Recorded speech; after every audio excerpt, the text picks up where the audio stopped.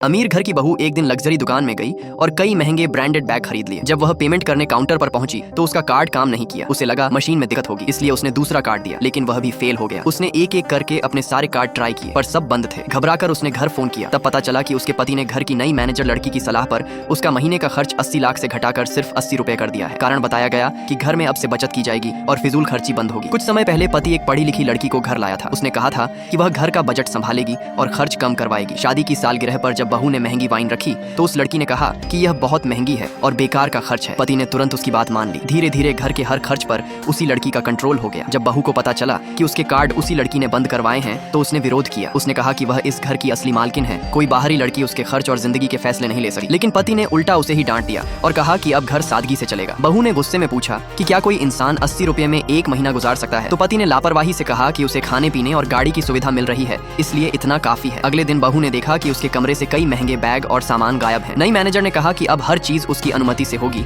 और घर में सख्त बचत लागू है। तभी बहू की मां बीमार पड़ गई और इलाज के लिए पैसों की जरूरत पड़ी। बहू ने मदद मांगी, लेकिन उस लड़की ने लंबी प्रक्रिया और कागजों की बात कहकर पैसे देने से मना कर दिया। मजबूर होकर बहू ने अपनी सहेली से उधार लिया। यह बात भी नई मैनेजर ने पति को इस तरह बताई जैसे बहू घर की इज्जत खराब कर रही हो। पति ने फिर भी उसी लड़की का साथ दिया और कहा कि नियम नहीं टूटेंगे। कुछ दिन बाद पति की मां घर लौटी। उन्होंने हालात समझ लिए और साफ देख लिया कि वह लड़की इस घर में गलत इरादे से रह रही है। उन्होंने उसे बड़ी रकम देकर घर छोड़ने को कहा। लड़की ने पैसे ले लिए, लेकिन जाने का इरादा नहीं था। उसे पता था कि सास दिल की मरीज है और कुछ चीजें उनके लिए नुकसानदेह हैं। उसने चालाकी से उन्हें ऐसा पेय पिला दिया जिससे उनकी तबीयत बिगड़ गई और वह गिर पड़ी। अस्पताल में डॉक्टरों ने तुरंत ऑपरेशन के लिए बड़ी रकम मांगी। बहू ने घबराकर उस लड़की को फोन किया, लेकिन उसने बहुत कम पैसे भेजे और बाकी जिम्मेदारी पति पर डाल दी। पति से संपर्क करना भी मुश्किल हो गया। इलाज में देरी होती रही और हालत बिगड़ती गई। आखिर समय पर इलाज न मिलने से सास की जान चली गई। आखिरी समय में उन्होंने बहू का हाथ पकड़कर कहा कि वह अन्याय के खिलाफ खड़ी हो और अपने हक के लिए लड़े। काफी देर बाद पति अस्पताल पहुंचा, लेकिन तब तक सब खत्म हो चुका था। सच्चाई धीरे धीरे सामने आने लगी। बहू को समझ आ गया कि अब चुप रहने से कुछ नहीं होगा। उसने ठान लिया कि वह अपने सम्मान और अपने हक के लिए डटकर खड़ी होगी और किसी को भी अपने जीवन पर कब्जा नहीं करने देगी।